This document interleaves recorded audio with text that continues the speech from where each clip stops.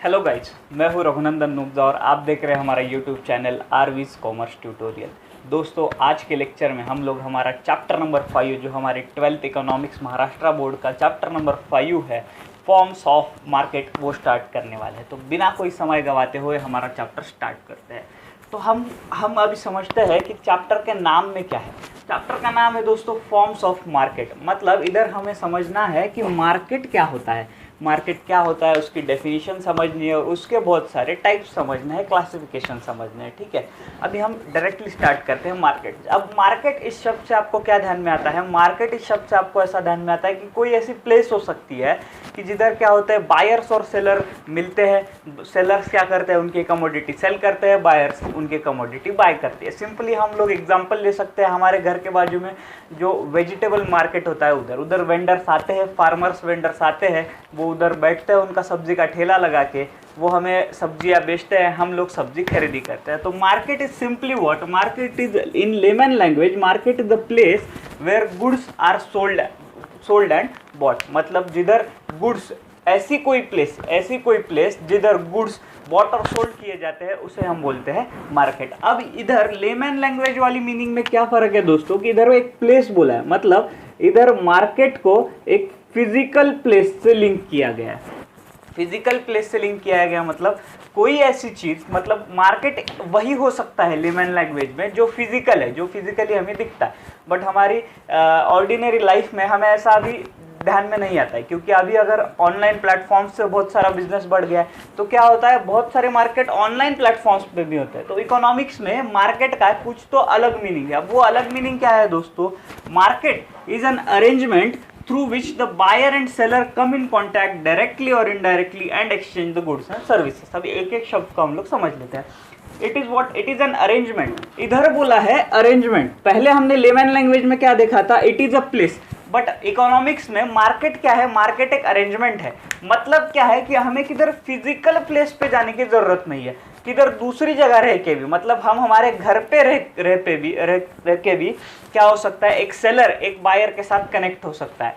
तो एक अरेंजमेंट है। अब हम लोग देखते हैं कि ऐसी अरेंजमेंट किधर दिखती है, हमें ऑनलाइन साइट्स पे दिखती है, फ्लिपकार्ट, अमेजोन एक्सेट्रा एक्सेट्रा, जिधर बायर और सेलर एक दूसरे से मिल रहे हैं, बट वो फिजिकल किसी चीज़ पे, किसी जगह पे मिल रहे हैं क्या, नहीं मिल रहे हैं, तो वो एक अरेंजमेंट है। मार्केट क्या है? फिजिकली हो, ऐसा कोई मैंडेटरी नहीं है, कंपलसरी नहीं है। तो एक अरेंजमेंट है through which buyers and sellers come in contact directly और इनडायरेक्टली। अब डायरेक्टली और इनडायरेक्टली मतलब क्या हो सकता है? कुछ ऐसे ऑनलाइन साइट्स है दोस्तों कि जो डायरेक्टली आपको सेलर से मिला देते हैं।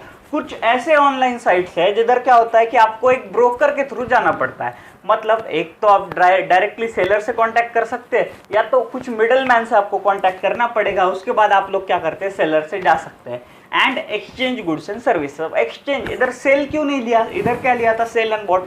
इधर एक्सचेंज क्यों लिया दोस्तों? तो क्योंकि बहुत सारी ऐसी ये होती है, साइट्स भी होती है, या बहुत सारा ऐसा मार्केट होता है जिधर क्या होता है, बार्टर सिस्टम चलता है। मतलब क्या कि मैं मेरा एक गुड्स दूंगा, वापस से मेरे को क्या करेगा, दूसरा कोई गुड्स मिलेगा। या तो हम लोग देखते हैं कि अभी यूटेंसिल्स की दुकान है, जिधर हम लोग क्या करते हैं, हमारा पुराना यूटेंसिल देते हैं, नया यूटेंसिल लेके आते हैं, पुराना यूटेंसिल प्लस कुछ मनी देते हैं, नया यूटेंसिल लेके आते हैं।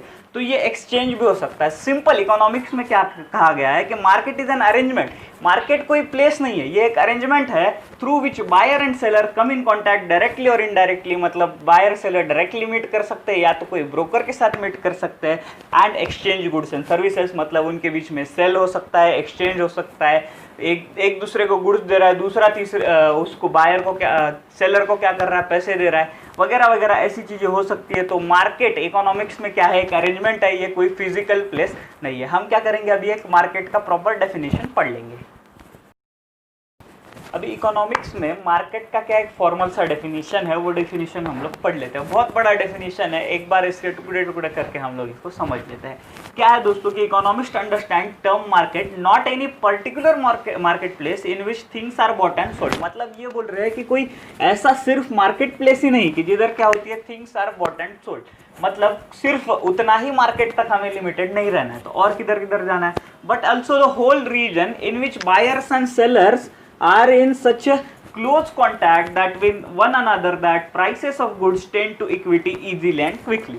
अब ये इससे क्या बोलना चाहते हैं, अब समझो दोस्तों कि एक ग्रेन मार्केट है, ग्रेन मार्केट है तो एक्चुअल ग्रेन मार्केट जो होता है हमारा एपीएमसी जो होता है वो एग्रीकल्चर प्रोड्यूस मार्केटिंग कमेटी, वो अलग होता है। और कुछ जो कमीशन एजेंट्स होते हैं, कमीशन एजेंट जो ट्रेड करते हैं एपीएमसी में, उनका ऑफिस अलग प्लेस पे होता है। अब अगर हम लोग इतना बोले सिर्फ कि मार्केट एक फिजिकल प्लेस है जिधर क्या होते हैं गुड्स बॉट एंड सोल्ड होते हैं, तो हमें सिर्फ एपीएमसी का जो इलाका है उतना ही लेना पड़ेगा। बट कमीशन एजेंट भी क्या कर रहे हैं, उस मार्केट में पार्टिसिपेट कर रहे हैं। कैसे पार्टिसिपेट कर रहे हैं, वो बायर को और सेलर को मिला रहे हैं। तो ये क्या बोलते हैं, it is not just a particular market place, मतलब ये सिर्फ एपीएमसी का इलाका नहीं है, तो but the whole region in which buyers and sellers are such a close contact with one another that prices of goods tend to equity easily and quickly। अब prices of goods tend to equity मतलब क्या, कि मतलब किसी भी चीज को bot and sold करने के लिए क्या होना चाहिए, बायर और सेलर में एग्री होना चाहिए, एग्रीमेंट होना चाहिए। कैसा एग्रीमेंट होना चाहिए कि बायर की प्राइस और सेलर की प्राइस एक ही होनी चाहिए, तभी एक